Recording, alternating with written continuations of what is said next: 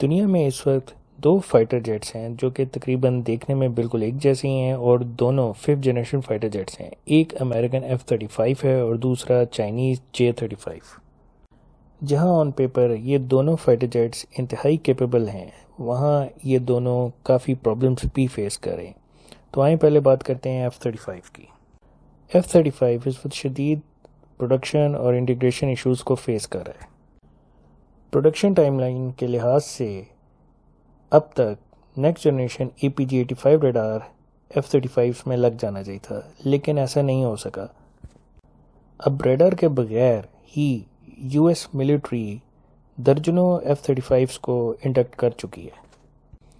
اس radar کے size کی وجہ سے جو نئے F-35 تھے ان کا پورا ڈیزائن چینج کیا گیا، ان کی جو فرنٹ نوزل تھی اس کو زیادہ بلکی بنایا گیا. لیکن اب پرابلم یہ ہے کہ ریڈارز بنے نہیں ہیں اور فائٹر جیٹ بن چکے ہیں. اب جب لیٹسٹ ریڈار ہی نہیں ہے تو نیٹورک سینٹرک وارفیئر کا تو سوال ہی پیدا نہیں ہوتا. اب اس سے سب سے بڑا ایک اور یہ مسئلہ آتا ہے کہ جن فائٹر جیٹس میں یہ ریڈار نہیں ہے ان کو آپریشن کے لیے فیلڈ نہیں کیا جا سکتا. مطلب وہ فائٹر جیٹس ہیں تو صحیح پر کامبیٹ میں ان کو فیلڈ کرنا ناممکن ہے USA کے لیے. اب F-35 جو ہے وہ اس کے 3 ویریئنٹس ہیں، ایئر فورس، مرینز اور نیوی. جو نیول ہے ویریئنٹ اس میں مسئلہ ان کو یہ اب آ رہا ہے کہ جب یہ لینڈ کرتے ہیں تو اس میں جو اسٹرکچر پریشر ہے وہ بہت زیادہ پڑتا ہے، جس کی وجہ سے ان جہازوں کی مینٹیننس بھی ایک پرابلم بنا ہوا ہے. تو جہاں لیٹسٹ ریڈار نہیں ہے وہیں پہ اسپیئر پارٹس کا بھی مسئلہ ہے، کیونکہ جب ایک فائٹر جیٹ لینڈ کرتا ہے جو ان کا نیول ویریئنٹ ہے اس کے لیے جب اسپیئر پارٹس ہیں ان کی بھی پروڈکشن ٹائملی نہیں ہو رہی. اور اب بات کرتے ہیں چائنیز J-35 کی.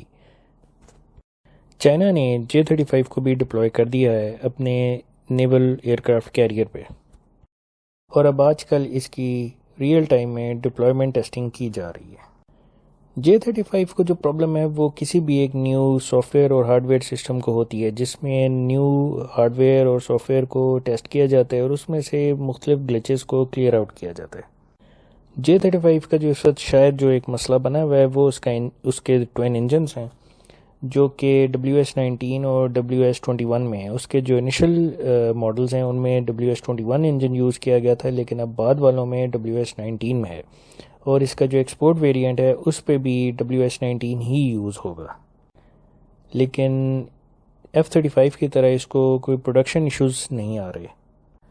باقی اس کی آپریشنل کیپیسٹی کے بارے میں بات کی جا رہی ہے کہ وہ کافی کم ہے، لیکن اگر آپ کے پاس ایئر ریفیولرز ہوں تو تب یہ پرابلم اتنی سیریس نہیں ہے. دوسرا یہ کہ اس کا رول کیا ہوتا ہے. اگر اس کو ایئر سپیریورٹی کے لیے یوز کرنا ہے تو تب پھر اس کو زیادہ دیر اڑانے کا اتنا کوئی مقصد بھی نہیں ہے کہ یہ ڈیفنس کے لیے اڑاتے جا رہے ہیں اور اب آپ کا فیول کا مسئلہ ہو رہا ہے. باقی J-35 جب پاکستان اس کا ایکسپورٹ ویریئنٹ ایکوائر کر لے گا تو ہم مزید اس کی کیپیبلٹیز یا اس میں جو کوئی تھوڑے بہت چھوٹے موٹے پرابلمز ہیں اس پہ بات کر سکیں گے.